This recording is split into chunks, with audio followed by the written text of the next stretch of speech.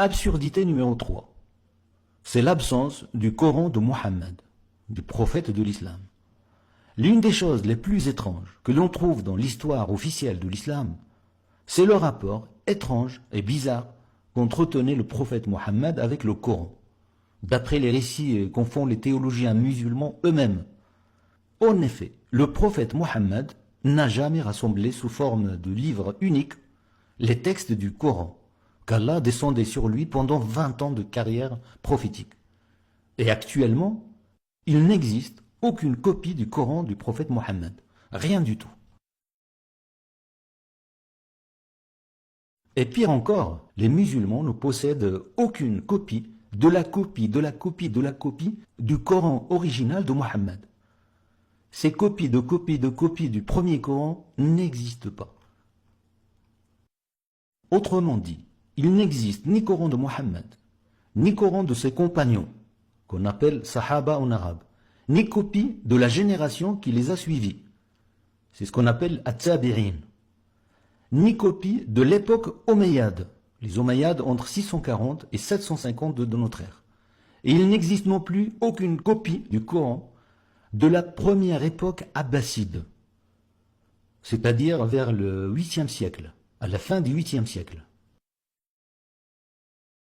En vérité, le plus ancien Coran complet, à peu près, a été daté du 10e siècle.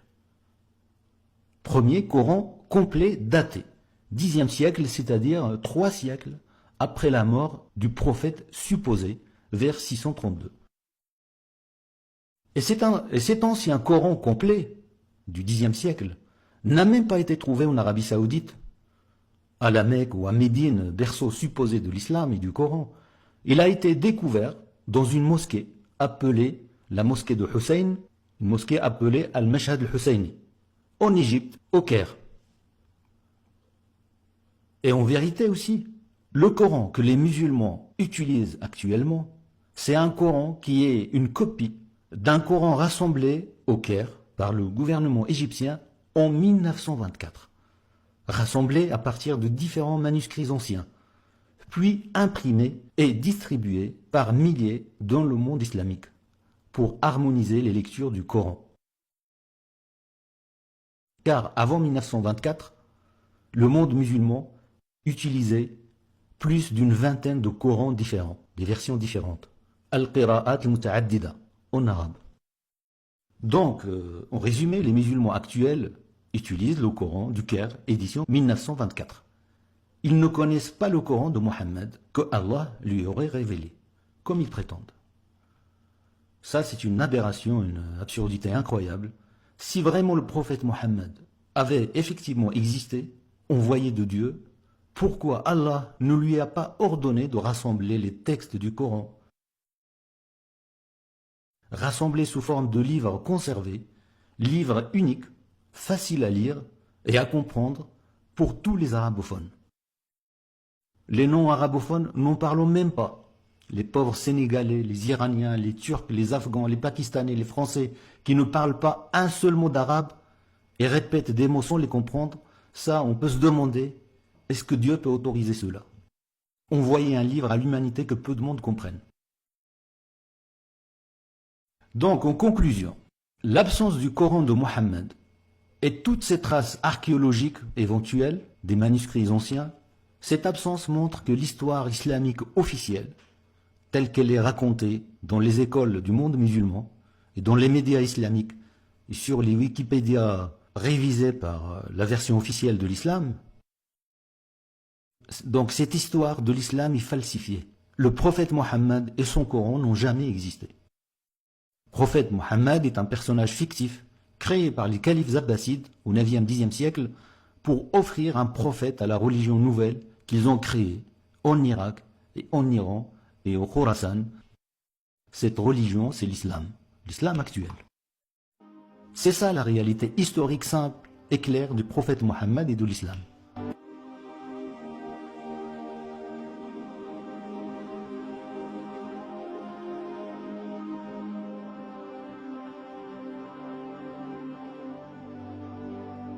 Alors, aberration numéro 4 en islam. Ça, c'est quelque chose de fou. quelque chose de choquant, c'est la prostitution halal. En effet, il existe dans l'islam une forme de prostitution légale, prostitution halal, appelée en arabe zawaj al-mut'a. Littéralement, cela se traduit par mariage de plaisir, zawaj al-mut'a.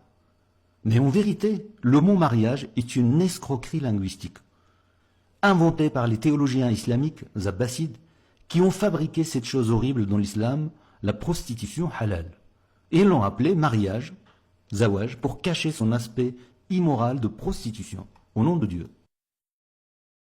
Alors c'est quoi ce zawaj al-mut'a, mariage de plaisir dans l'islam? Le mariage de plaisir, zawaj al-mut'a, est un acte conclu entre une femme ou une fille et un homme pour avoir des relations sexuelles contre paiement en argent.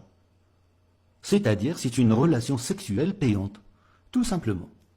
Une relation sexuelle qui peut durer 5 minutes, 5 heures, 5 jours, 5 mois, 5 ans, 50 ans, c'est indéterminé dans le temps. C'est ouvert, un contrat ouvert. Et cette relation sexuelle se fait bien sûr sans le consentement de l'épouse légale, si l'homme est marié.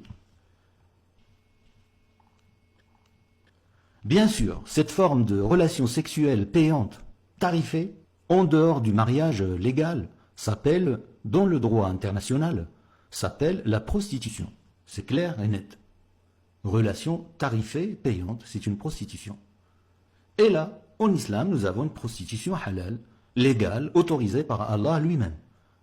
Et bien sûr, c'est un tabou islamique majeur. Il n'ose pas en parler, personne, ni dans le monde musulman, ni en Occident.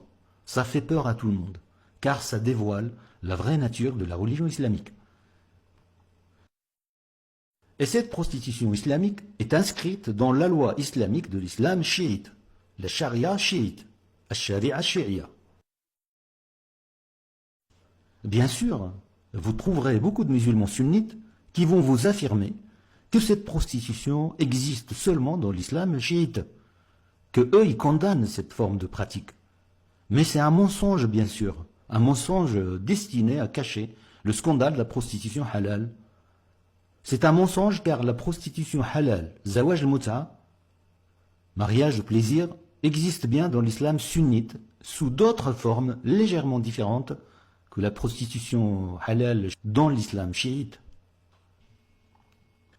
Dans l'islam sunnite, cette forme de relation tarifée porte un nom différent. Elle s'appelle zawaj al-misyar, mariage al-misyar, ou az-zawaj al-urfi, mariage de tradition. Voilà, c'est des tentatives de traduction. C'est presque intraduisible. Parce qu'ils jouent sur les mots, ils utilisent des faux noms, etc. Ce ne sont pas des mariages, ce sont des relations sexuelles temporaires tarifées, contre argent, pièces sonnantes et trébuchantes. Et la chose importante qui confirme l'existence de la prostitution halal, zawaj al-mut'a, en islam à la fois sunnite et chiite, c'est que ces deux branches de l'islam sont d'accord sur un point très important. C'est que le prophète Mohammed lui-même, selon les récits islamiques, a lui-même pratiqué ce genre de prostitution avec des femmes de la Mecque et de Médine.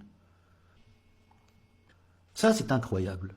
Alors non seulement les théologiens musulmans abbassides ont légalisé la prostitution au nom de Dieu, mais ils ont aussi diffamé leur prophète en lui attribuant ces actes immoraux, faire des relations sexuelles tarifées. Et là, on a un constat clair et net, flagrant. Les théologiens musulmans blasphèment contre leur prophète. C'est un blasphème incroyable dont personne ne parle. Imaginez si c'était un historien, musulman ou pas, qui a découvert dans les archives que le prophète Mohammed exerçait cette forme de prostitution. Imaginez les manifestations et les menaces de mort que cela aurait produit parmi les fanatiques et les extrémistes. Mais là, on a le blasphème contre le prophète Mohammed écrit dans les livres d'histoire islamique depuis des siècles et des siècles, écrit dans les livres de charia islamique aussi, et personne n'a jamais rien dit. Et avec cet exemple de zawaj al-mut'a, mariage de plaisir, prostitution halal,